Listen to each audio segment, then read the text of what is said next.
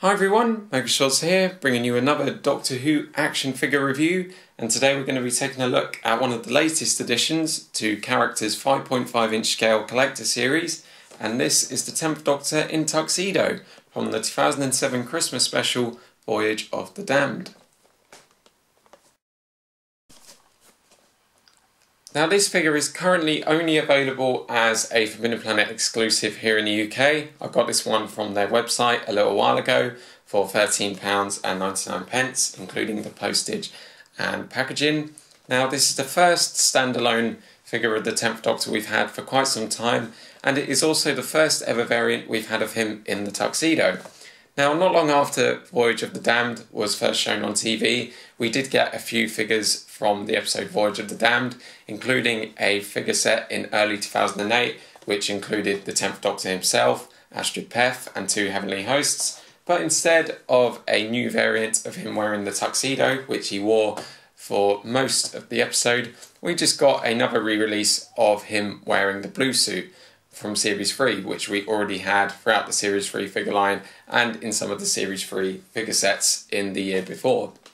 So it's really nice to finally have this variant. This has been a long-awaited one for myself and many other Doctor Who action figure collectors out there.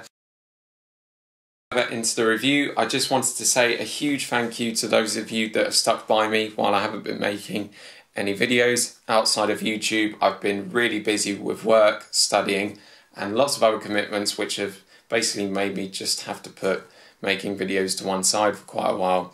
But if I wasn't interested in making these videos anymore, I wouldn't be sat down here making this one now. I've just been really busy lately. A massive thank you to my subscribers and anyone following this channel that has been patient with me over the past few months. Really appreciate it.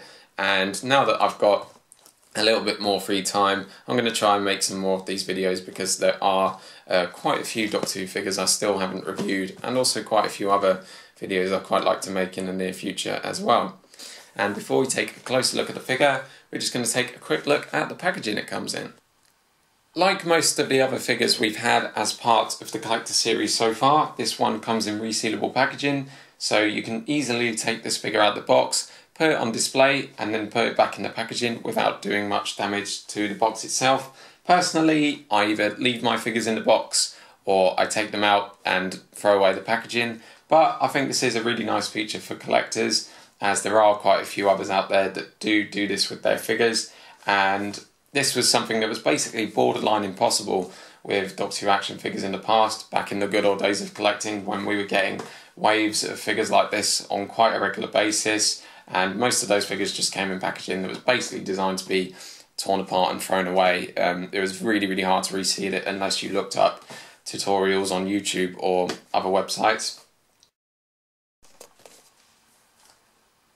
So on the top of the front we have a classic Doctor Who logo. Below that we have a clear plastic bubble showing the figure and the sonic screwdriver accessory. Towards the bottom it says 5.5 inch / 14 centimeter scale collector series. At the bottom we have the name of the figure and the Underground Toys website address. And then on the side we have the name of the figure and the Doctor Who logo once again. On the back we have a picture of the figure itself, along with a little bit of information about the 10th Doctor and a little bit about the episode Voyage of the Damned. Then towards the bottom we have some product and company information, and that's pretty much it for the packaging. And now we're going to take a closer look at the figure. Now when it comes to the sculpt, this particular variant is kind of a mashup of new and old parts. The torso is completely new, the hands are the same as those we've had on most of the 10th Doctor figures in the past, the head sculpt is new, and the legs are exactly the same as those that we've had with the pinstripe suit 10th Doctor figures in the past, just repainted to go with the tuxedo. Now at first I thought the 10th Doctor in Tuxedo had the same head sculpt as the injured 10th Doctor from the End of Time, which we got in early 2010, just without all the blood and dust all over his face. But the two head sculpts are actually quite a bit different. Even though their hair is spiked up, unlike most of the other 10th Doctor figures we've had in the past, you can see that the hair on the Tuxedo 10th Doctor is significantly shorter. It doesn't come out so far over the head. and it also has 2 bits flaking over the forehead, whereas this one only just has 1. For the most part, other than that, these head sculpts are very similar. If you thought these head sculpts were exactly the same at first, I could easily forgive you.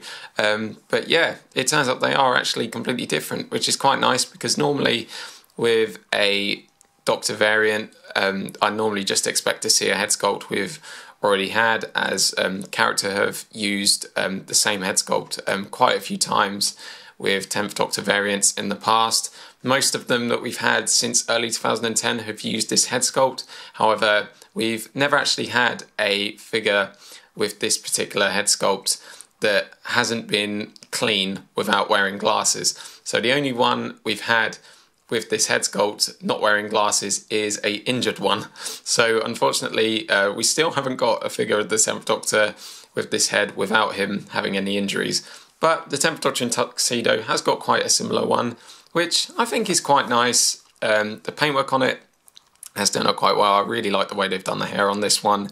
It's a really nice mix of dark brown and light brown, dark underneath and light on the top, I think. It's actually a little bit brighter than it is on the other one. I'd say the shading definitely came out a lot better on this one, and you can definitely see a lot more detail on the sculpt in this one. Personally, I don't think this is a exact likeness to David Tennant. I wouldn't say it's 100% spot on, but I wouldn't call it a bad head sculpt. I wouldn't say it looks nothing like him. From the side, I'd say it looks a bit more like him, but from the front, I wouldn't exactly say it's spot on. But it has turned out quite nice anyway. The paintwork on it has been done really well. The eyes have come out quite nice. The eyebrows are actually a bit thinner than they are on the End of Time 10th Doctor figure. I'm starting to think that that's maybe why I don't think this one looks as much like David Tennant as some of the other ones we've got. But it's still a nice head sculpt. Moving down onto the Tuxedo now. This has been sculpted really nicely. It's got loads of creases, especially around the arms, and the basic detail of a typical tuxedo, like the buttons on the ends of the sleeves, the button in the middle there, a couple of pockets, and some lines going down the sides. I think the white shirt turned out really nicely as well. Something I really like about it is that the stripes are actually sculpted on. They're not just painted on like they were with the shirts on the 11th Doctor figures, which were quite similar to that. But again, these ones are sculpted and not painted, which makes the figure seem a little bit more realistic. And the bow tie at the top came out quite nicely. It's been painted quite nicely. At first I thought there was a bit of a paintwork problem here, because from a distance it looks like the black paint has slipped onto the shirt, but it turns out where I thought it slipped onto the shirt, it's actually still part of the sculpt for the bow tie, so there's not actually any problems there. Again, the hands are exactly the same as those that we've had on 10th Doctor figures in the past. There's not really much to say about them really, other than they've got the basic detail with the fingernails. This one's a relatively open hand, whereas the other one is a sort of more closed up hand for holding the sonic screwdrivers. Although, having said what I've just said, the hands do seem to be a tad different in that this finger is actually coming out from the sculpt quite a bit more. I'm not sure if this is intentional or just something that's happened with this particular variant. I mean, again, I would say that the sculpts do seem to be the same. I don't know if maybe it's just something to do with the production of this figure. I can't imagine they've made an all new hand for this one. But yeah, that's just something I've noticed just now. Moving down to the trousers now. Again, these are exactly the same as the legs we got on most, if not all, of the pinstripe suit 10th Doctor figures in the past from the 5-inch line. If I just bring in the End of Time 10th Doctor figure again, you can see if you look closely that they have got exactly the same creases. It's just they're a little bit more visible on the Tuxedo one because it's been repainted completely black. To be honest, it would have been nice to have seen a newly sculpted set of legs just with maybe some different creases, but this doesn't bother me that they're reused at all. It's really not a problem in the slightest to me. Sculpting on them is really nice, and I really like the Converse shoes at the bottom. They turned out really nice. Paintwork's a little bit flaky towards the front, but the laces have been painted quite nicely, and they've got the little red stripes at the bottom as well. No peg holes on the bottom of the feet, so you can't put the figure on the display stand like many of the figures from the Matt Smith era, which mysteriously had quite a few peg holes under their feet, but none of them ever came with a display stand. I don't know if that was something character initially intended to do, or maybe it's just something they used in the development process for these figures. I don't know. So when it comes to the detail, paintwork and sculpt, I think this 10th Doctor variant is really, really good. Again, I don't think the head sculpt is exactly like David Tennant, especially from the front. To me, that just isn't quite spot on. It doesn't quite look as much like him as some of the other 10th Doctor head sculpts we've had in the past. From the side, I think it looks quite a bit like him, but it's just from the front, for some reason, it doesn't quite do the job. But still, I think it's really nice that they've given us a new head sculpt with this figure instead of a new one that we've already had. Again, from first glance, I really thought it was the End of Time 10th Doctor head sculpt, just without the injuries, but it is a bit different. So it is nice to have something new, as well as the new outfit for this figure. And speaking of the outfit, I think the tuxedo turned out really well. All the sculpting on it's really nice. It's got great detail, and it looks very accurate for the most part. I've got no problems with it at all. And yeah, that's pretty much it for the sculpt, paintwork and detail for now. And now we're going to take a look at the articulation of this figure. Now, like many other Doctor Who action figure collectors out there, I've been quite disappointed with the articulation of a lot of the 10th Doctor variants in the past. Many of them, like the pinstripe suit 10th Doctor figure from the End of Time, have had a fairly basic amount. The arms have only really had joints at the shoulders and at the elbows, so no swivel joints, which have made the amount of poses you can get the figures in very, very limited. They've also had no wrist articulation and pretty much nothing else other than what we've had around the waist and the legs. But on this particular variant, on the 10th Doctor, you get loads more. The head can go from side to side. I reckon it probably could turn all the way around, but given how small the gap is between the shirt and the neck, I'd advise against doing that, as I reckon that could probably ruin the sculpt quite a bit.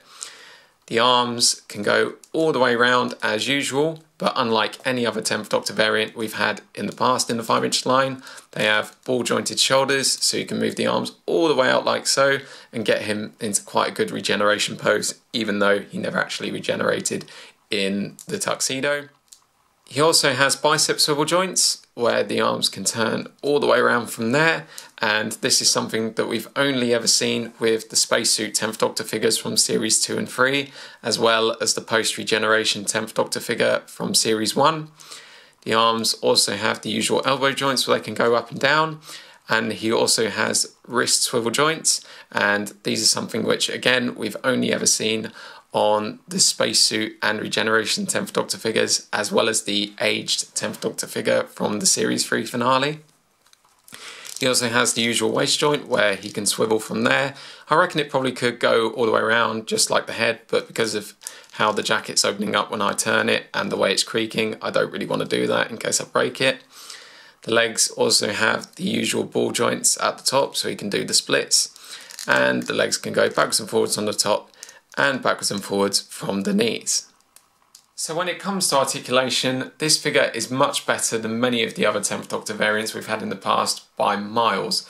I'm really happy that we finally got a figure of the 10th Doctor with not only ball jointed shoulders, but also bicep swivel joints and wrist swivel joints, giving him a much bigger range of posability than many of the other 10th Doctor figures we've had over the past few years. And I hope that if character continue to give us some more 10th Doctor variants in the near future, they all have the same joints as this one, because again, he has so much more posability than a lot of them in the past, and it really, it's just so much better really. It brings his articulation much more up to date with a lot of the other characters from the show that we've had over the past few years. I remember as soon as we started getting the 11th Doctor figures, virtually all of them had bicep swivel joints, and then about a year later they had ball jointed shoulders, and I was always really annoyed back then that we never had a 10th Doctor figure with that level of articulation, and now we finally got one, and it's awesome. Now, before I deliver my final thoughts on the 10th Doctor in Tuxedo, we're just going to have a quick look at the sonic screwdriver he comes with. Now, this sonic screwdriver is actually quite a bit different than the sonic screwdriver we've had with many of the 10th Doctor figures in the past. The blue bit at the top is a little bit darker this time, as well as the main part of it in the middle. It's a little bit more of a darker grey. The top, just under the blue, is a little bit different as well. It hasn't got any little bits of metal sticking out at the sides. It's actually got some little holes instead, like it has in the show.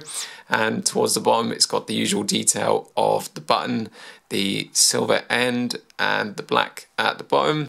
Personally, I've got no problems with this particular sonic screwdriver at all. I think it's quite nice that they've made some changes to it for this particular release. I think we may have already had this version with some of the 10th Doctor figures over the past few years, but I'm not 100% sure. If you do know, feel free to let me know in the comment section below.